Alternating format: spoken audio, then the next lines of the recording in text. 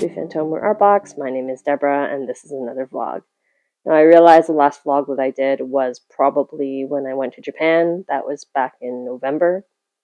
And my vlogs are probably going to be like this, very sparse, there's spaces in between. If you have any questions about that vlog, which you can go to at the link up top, and see what we went through, our shenanigans when we were in Japan. But if you have any questions about Japan, I've been there 3 times, so I know it fairly well, like certain areas fairly well, or things to do. So if you do have any questions, let me know. I mean, Japan is the trip of a lifetime, so the fact that I got to go there 3 times is amazing.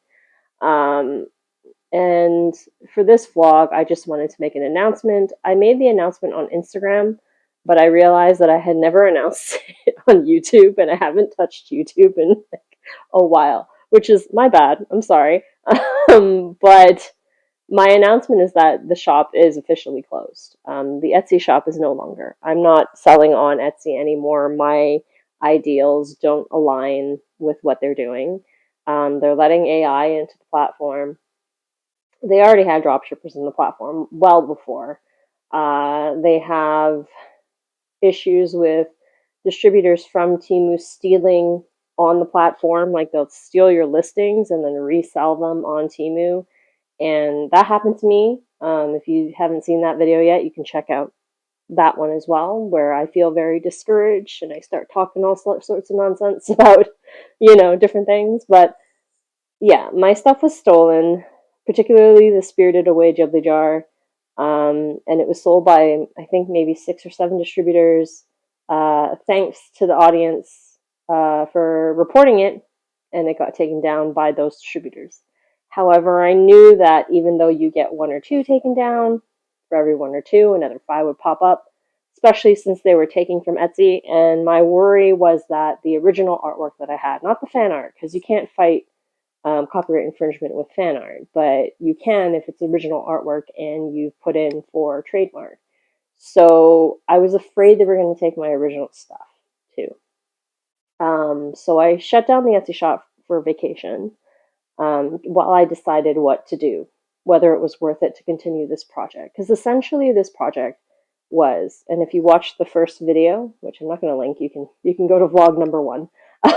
But in that video, it was for me to practice marketing. It was for me to practice what I already knew but felt I was weak at. So speaking, public speaking, and speaking fluently, and conveying my ideas, so in a way that people could understand it.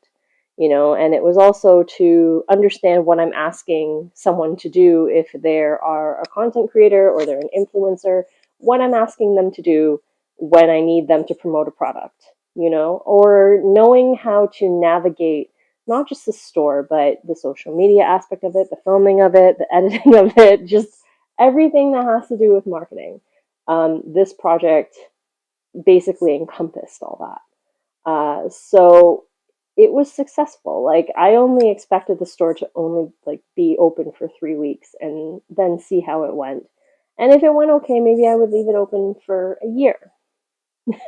But essentially, it ended up being open for 3 years. And the only reason it shut down, because I'd probably still continue it going forward if things had not turned out the way that they did.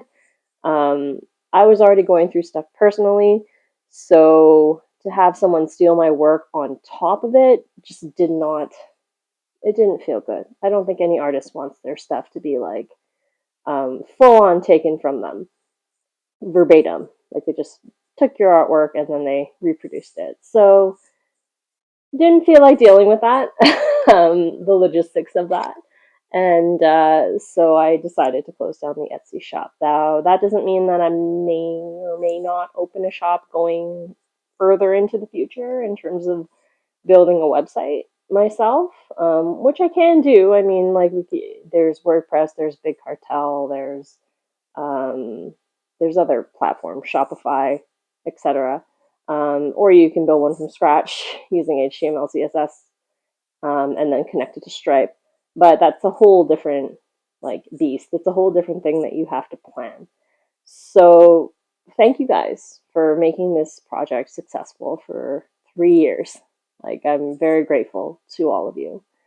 That does not mean that on my socials I won't be posting anything. It means that in the future I may open a shop again when things are better.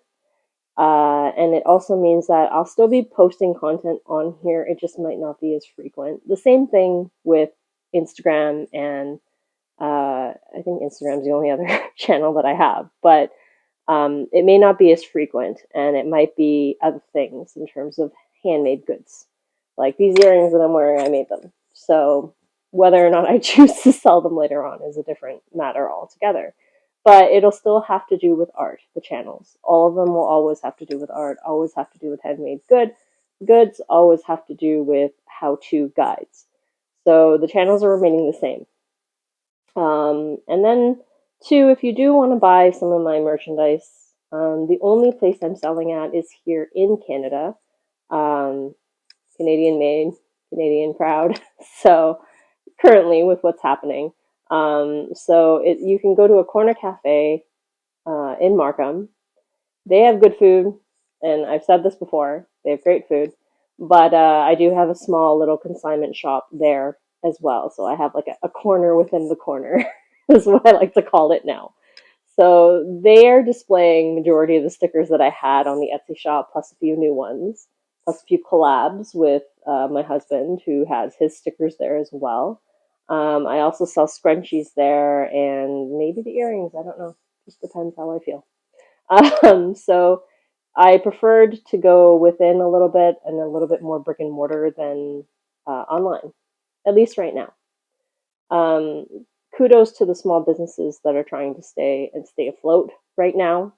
For those of you that don't know what's going on with the tariffs, you'd have to live under a rock to not know what's going on with the tariffs. But as a small business, to navigate through that is very difficult.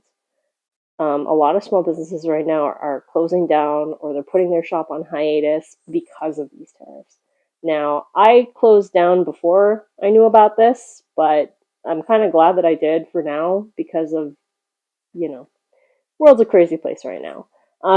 So that's my news for for the YouTube channel, for Instagram, for the fact that I don't have an Etsy shop anymore, and maybe I might sell online later on down the line. If you have any questions for me, let me know. Again, if you want to buy, most of my physical stuff is in a corner cafe. Regarding what's been going on personally with my artwork and whatnot, I do have a bit of an artist block right now. I don't know how other creatives deal with artist block, but I tend to try and do different things. So I won't draw, but I'll go and do like knitting or polymer clay, or something that involves me just using my hands in some form. But I don't know, I just don't, I'm having trouble drawing. And I think when I did draw, it ended up being a drawing about artist block. So if any of you have any sort of ways to get around it, or ways to kind of get out of it, now would be a perfect time to share in the comment section. But overall, like, I'm doing all right. 2025 has been a tough year for all of us, I think. Um, and I'm not going to discuss like the intricacies of the things that happened in 2025, because 2024 was equally bad, and then 2025 got even worse. And you're kind of just like, what are you going to do? So then I have my Pikachu.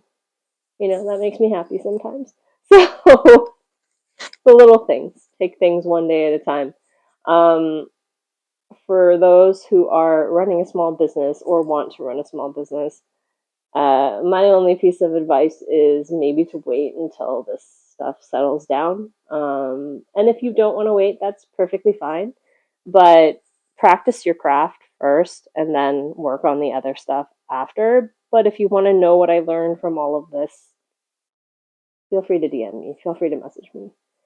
I have been in marketing and graphic design for over 15 years, so like professionally. So that's not this. This is more of like a hobby to me, as you can tell, because I'm not very good at conveying my ideas, and I want to be better at it. So that's what the YouTube channel was initially for. Yeah, so that's everything, and I hope you guys have a fantastic day, despite all the things that are going on with, generative AI and whatever. If you're a creator, please don't get discouraged. Like, your creations have value, so I wouldn't get too discouraged. I would recommend that you keep both eyes open. Don't be ignorant to the fact that AI is here, because it is already here and it's been here for a bit. Um, and it did steal data sets from the creators, and that's wrong for sure.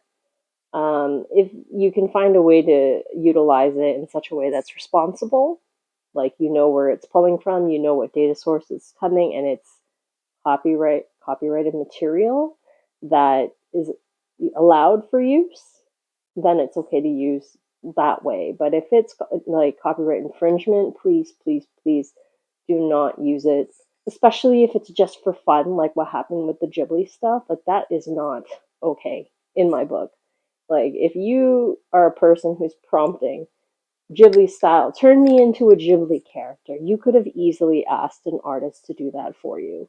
Like, someone who needs to learn off of like that particular style will put more heart, more soul into that drawing than a generative AI.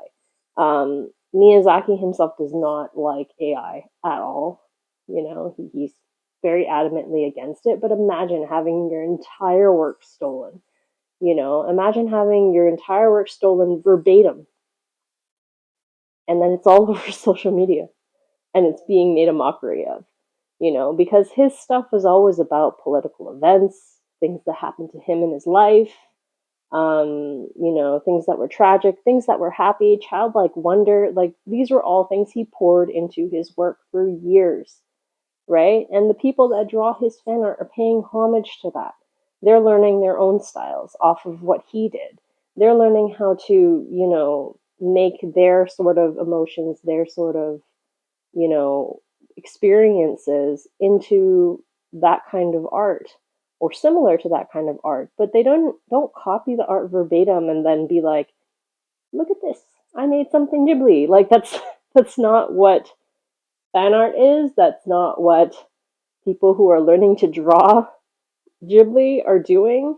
Generative AI is just stealing the pixels directly from that studio, um, from those artists that spent years honing their craft. And that's the issue that I have with it. Like, there are certain things you can do and certain things you can't. And I wish that society as a whole will not just take a look at the positives and how fun they think AI is, but also take a look at the negatives. Like, have your eyes open, like, figure out whether or not what you're doing is harming more than hurting, And to me, like, for instance, the trending of the figurine AI, which is trending right now, currently, as of this date. Um, a lot of people are hopping on board for that, but they're not using it in such a way that it's going to help your brand, right? Like, I know the Toronto Zoo used it to promote an animal, promote some of their animals, and advocating for like animal guardians of the wildlife. I'm like, are you like, where's the common sense there? Like, you're advocating for animals and wildlife, and AI, generative AI, is one of those things where there is an environmental impact on top of a societal impact, on top of it taking from creators. Like, how do you think this stuff runs? If it's trending, obviously it needs a cooling system. The water got to come from somewhere. Where is it coming from, right? So, like, there's a lot of research that is involved when you are using this tech, and that's with any tech. So please, please, please have your eyes open. Please think about what it is you're doing when you're using this, and what the reason is you're using it for. The Toronto Zoo is a really bad example. They got, I think, over 100 comments that were nasty on social. I think I talked about that on LinkedIn or something. But, like, marketing wise, just for more engagement on trends, sometimes it's not worth hopping on that trend. Anyway, I went off tangent. And I just wanted to say thanks to you guys, give you guys a bit of an update, and I'll see you in the next video. Have a good day. Talk to you guys later.